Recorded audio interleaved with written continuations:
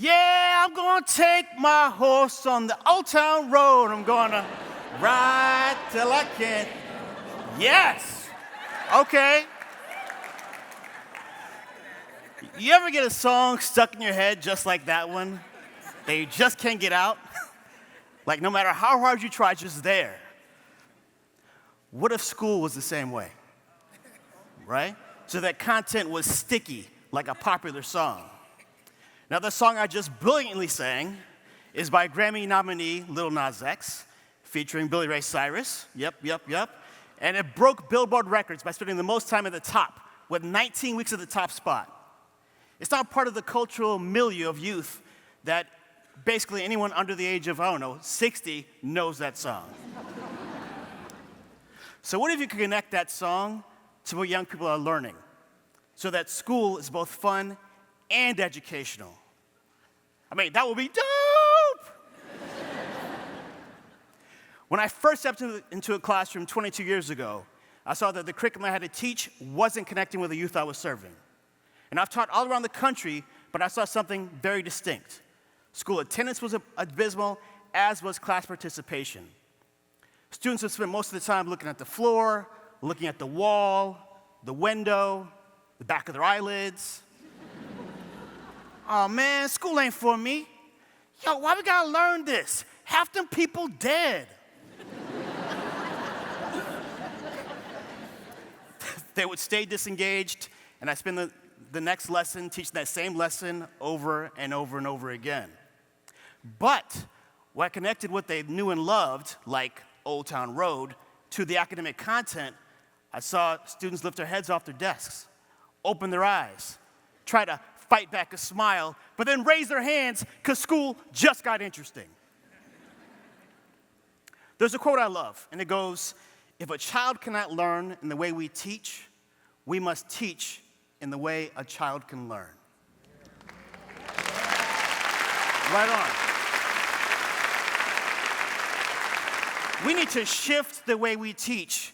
And the funny thing is, we already do it with little kids. So raise your hand if you've either heard or said, "Open up wide, here comes the airplane," right? And then you vroom the gelatinous goo because mush green beans are delicious, right? Or in math class, okay, I've got 4 pieces of candy and I give 1 to Lamar. How many pieces of candy do I have left? 3. Yes! Kids love candy. Kids love airplanes. That's their culture. We use their culture to teach them. But we stopped doing that at some point, like 3rd, 4th grade. Why? So many schools are still stuck in this industrial model of education where it's go to class, stay quiet, stand in line, stay quiet, hats off, stay quiet. Rote learning, mass-produced books, no individuality, only conformity. There's no questions, only the teacher talking in the front of the classroom. Boring. Designed by Horace Mann in the 1800s, the industrial model of education is still in existence today, and it's not working. Right? We are failing our youth. Is it a surprise that the program for international student assessment shows that the U.S. has been on decline for over a decade? In the 1800s, the U.S. led the world in education. By 1990, when I first started thinking about education, we were number 6. Now, 31. We are 31. The Nation's report card just came out and said in the past 10 years, there's been no progress on math or reading. And in fact, lower performing students are doing worse. We need to shift education and start teaching the way children learn by bringing the culture of young people into the classroom. So what is the culture of youth? Well, that's easy. That's hip-hop. Hip-hop's the culture of youth, and youth culture is hip-hop. When I'm talking about hip-hop, I'm not talking about just the sounds. I'm talking about the sounds, the visuals, the modes of communication, styles of dress, everything that young people love and employ. Everywhere you go, no matter race, location, age, young people know hip-hop. Now, when it started, hip-hop started with people that looked like me, trying to make a meaningful world that didn't value our existence. We were rapping, breakdancing on the streets, DJing, mixing records in the basement, creating art on the walls.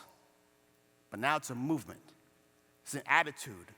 It's a way of life that can be felt worldwide, right? Thanks to the internet and social media, you have young people that know the same songs, watch the same movies, interact with the same social media activities. Every young person, maybe not every, but most young people know every lyric to Old Town Road, but don't know what the Bill of Rights is. They know how many weeks that song spent in the top pop and country charts, how much revenue that song brought in, but are failing math. Hip-hop has provided an avenue for learning, and it's up to us to harness that power of learning and bring it into the classroom. I mean, you have hip-hop artists that are winning Pulitzer Prizes like Kendrick Lamar. You have hip-hop artists teaching in universities like Questlove, Bun B, Ninth Wonder, the Fresh Professor, James Miles. All right? You have hip-hop artists advocating for presidential nominees like Bernie Sanders. There's Killer Mike and Cardi B. Even pop star Taylor Swift is hip-hop, because when she talks about haters going to hate, hate, hate, that's hip-hop, right? Now, the marketing world has known about hip-hop for a long time and has used it to appeal to us, such as, I don't know, the game Fortnite, right? Which has all these moves come from the hip-hop world, or the floss, which no one can do without looking ridiculous. Peter Dinklage, a.k.a. Tyrion Lannister from Game of Thrones, rapped over Busta Rhymes lyrics in a Super Bowl commercial. President Obama dropping the mic at the correspondence dinner. Hip-hop. In Avengers Endgame, the highest grossing movie of all time, you have the Hulk do the dab, right? Hulk dab, right? You have all that happening. Brené Brown, in her book Dare to Lead, talks about keeping it real. Brené Brown talks about keeping it real. You can't get more hip-hop than that, right? Hip-hop's found in every field except the field of education where it's most needed. We need to harness the power of hip-hop to make schools more enjoyable, engaging, and informative. We need schools more like Schoolhouse Rock and not like Schoolhouse Nah. So how do we do that? How do we get that stickiness that I mentioned earlier? Well, I'll tell you. Thanks for asking. When I was teaching middle school, we were studying William Shakespeare's Romeo and Juliet. So I compared the story of the star-crossed lovers to the supposed tryst between rapper Kanye West and pop star Taylor Swift. Now, they've had a beef ever since Kanye stepped on stage during an award ceremony, took her award away, and famously said, "I'm gonna let you finish." So while studying the play, I separated the class, half the class, Romeo's crew, Kanye West's crew, the Montagues. Other half the class, the Capulets, Juliet's family, Taylor Swift's crew. And they got to mix up the language a bit. So instead of, "But soft, what light through yonder window breaks, it is the east, and Juliet is the sun," it became, "But son, what light through that window breaks though? Oh, it is the east." And Juliet is the sun, son. Yeah. Right? Thank you. Young people, they were asking critical questions, engaging in the content because of the youth culture, right? Another lesson I love, and teachers all around the globe seem to love, is comparing the rise and fall of the Roman Empire to the rise and fall of Australian rapper Iggy Azalea. So Iggy Azalea came to fame by mimicking the sounds of black women in the United States, but then her star abruptly fell by mocking the same culture that brought her fame. So like the Roman Empire, hubris and the inability to connect with their followers led to their downfall. One of my colleagues was teaching Bangladeshi students who spoke zero English. So as a way to connect with them, he used Bollywood videos. And if you've seen a Bollywood video recently, they look like a hip-hop video in the 1990s. So connecting those Bollywood videos to our US-made music videos, he used performance as a learning avenue to teach global history. Now, that proved revolutionary for these young Bangladeshi students because they ended up rapping about their experience on stage at the Apollo Theater in English 6 months later.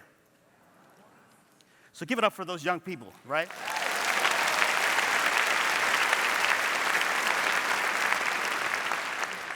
And the organization I run here in Seattle uses youth culture in every aspect of our programming. One program teaches coding, game design, and virtual reality, and connects these young people to careers and opportunities in the tech sector, which is huge for the region. Another program boosts students' self-worth, self-esteem, and their standardized test scores by 5%. We use hip-hop in the classroom, we see what works. Now, it's provided me a way to get around the world and talk about my teaching strategies and art. But I'm not the first nor the only person to ever try to use hip-hop in the classroom. So in the spirit of hip-hop, we're gonna do something called a shout-out. So put your hands together for these people. In San Francisco, Science with Tom. Yes. My man Tog McFadden is a teacher that teaches science concepts using hip-hop music. Code Society in New York City, where I consult on their curriculum, teaches coding to elementary and middle school students using video games and original hip-hop. On educational sites like Kidum, you can find a lot of hip-hop inspired lessons by my writing partner, Ebony Hogan. Give it up for Ebony Hogan.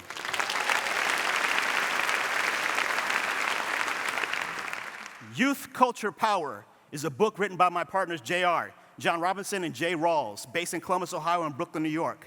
And they teach using hip-hop to engage young people and build community. Every Tuesday night on Twitter, #HipHopEd, educators from around the globe talk about teaching strategies. Vocabulary is a site that uses a bunch of hip-hop songs to teach a bunch of subjects.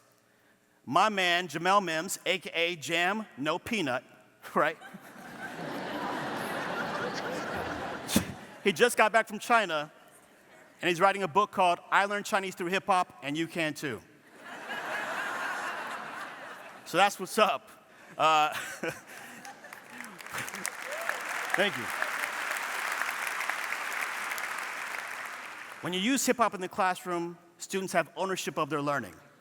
They grow, they take risks, they try new things, they enjoy school, they do better in school. Physicist Albert Einstein said, "The world as we have created it is a process of our thinking. We can't change it without changing our thinking."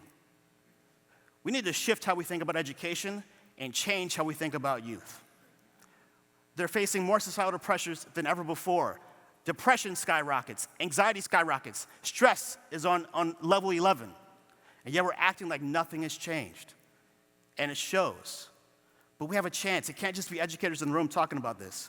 We all need to be involved. So, if you're a father, a mother, a parent, a guardian, uncle, cousin, nephew, neighbor, friend down the block, I want you to ask a young person in your life one question, and that question is, what do you need from school?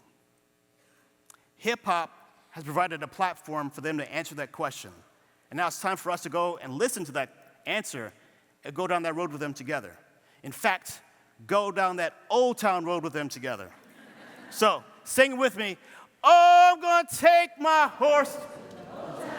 I'm gonna ride till I can't no more. Thank you.